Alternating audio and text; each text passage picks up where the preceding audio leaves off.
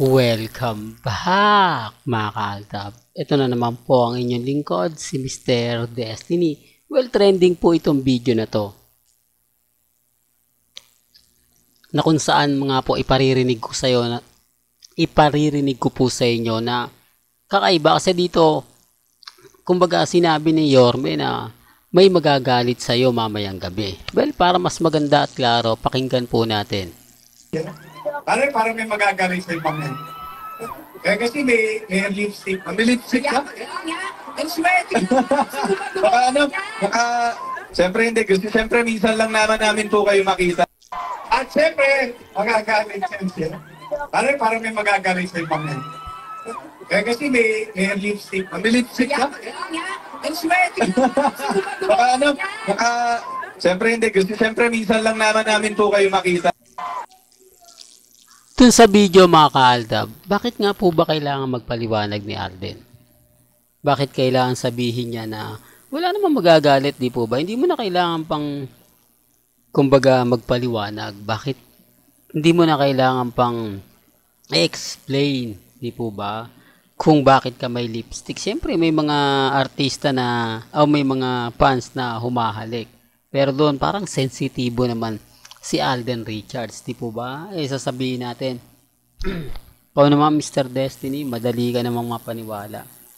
Madali ka namang, kumbaga maniwala sa mga sinasabi. Alam mo naman na, kumbaga hindi yun totoo. Pero bakit naging sensitive si Alden Richards sa paksang yun? Pero bakit parang, kumbaga, nag-react at pinagtanggol agad ni Alden Richards yung sarili niya na oo nga naman, kumbaga tama naman si Alden na minsan lang naman po talaga siya pumunta o pumasyal dyan sa San Francisco, California. Kaya binibigay niya na rin sa mga fans. Di po ba hindi naman sinasabing linggo-linggo na andyan siya. Di po ba? Kaya nga sabi ko sa inyo mga kaaldab na pasensya na po kayo sa boses natin ha. Medyo malat tayo sa naganap nga po. Talagang iba po talaga kapag dumadalo ka sa isang malaking pagtitipon. Di po ba? Yung boses mo na ibibigay mo talaga ng gusto.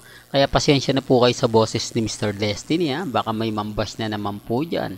Po ba? Dahil katatapos nga lang po ng 40 years anniversary. Ito, balikan natin tong ina-update natin. Sabi ko nga po sa inyo mga kaalta, bakit nga po ba masyadong protective si Alden Richards sa mga bagay-bagay na hindi niya naman kailangan magpaliwanag. Hindi niya naman kailangan na ipagtanggol yung sarili niya. At kanino naman niya ipagtatanggol yung sarili niya? Di po ba? Kaya nga po nakakatawa yung komento rito. Sino magagalit? Mayor. Po ba? Napakasimple nga naman po. Real talk mga kaaldab, alam naman po natin na sinasabi o alam naman ng buong Pilipino na o buong Pilipinas na si Alden Richards single yan eh. Di po ba? Single lang naman yan. O sino yung magagalit? Yung mga pahayag ni Mayor Isko Moreno kay Alden, marami nagsasabi na hindi, biro lang yan. Ando na tayo, di po ba? Kasi po pwede naman na hindi.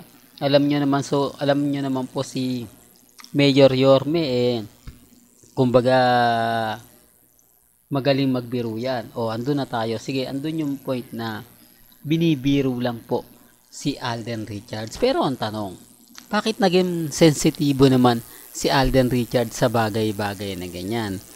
Po pwede niya naman na yung mga fans ko talagang ganyan ako kamahal. At ganun ko rin siya kamahal. Hindi di po ba?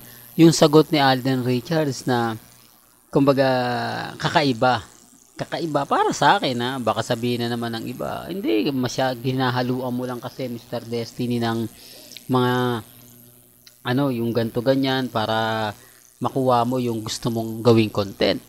Pero bago nga po pala natin ituloy itong magandang update na to, kung bago ka lang sa channel na to, at isa kang true-blooded Aldab Nation na nagmamahal kina Mengay at Isoy, tama po ang channel na pinuntahan mo, kaya consider na po kitang bagong subscriber. At huwag mong kalimutang i-share ang mga video po natin sa mga mami, sa mga titas, at sa mga senior. Remind ko lang po sa mga nagre-react at nagko-komento. Hindi ko po ito ginagawa para po sa akin. Binibigay ko lang po ito para lang po sa kaalaman ninyo. Kasi maraming mga mamis, mga titas na nag-update sa akin, Mr. Destiny, may mga nagsasabi na sinabi daw po ni Mayor Yorme na Alden Richards may magagalit sa'yo mamayang gabi kasi may lipstick ka. Hanapin mo nga yung video na yon para malaman natin kung totoo nga po na may mga ganong senaryo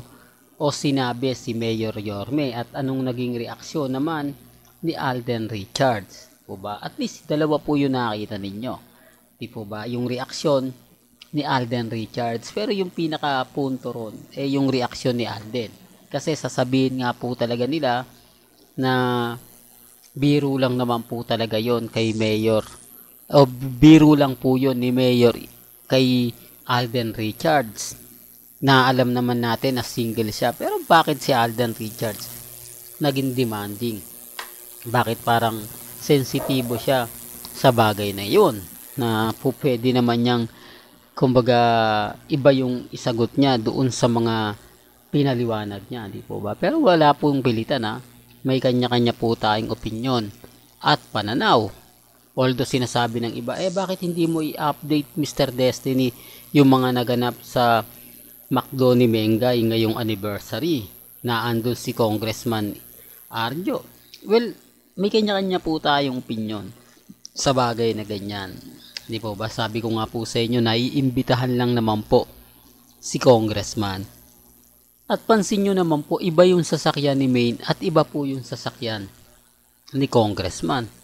Po ba? May mga bagay-bagay na mapapaisip po talaga kayo. Saan ka naman kasi makakita na kayo yung mag-asawa pero hindi kayo sabay na dumarating.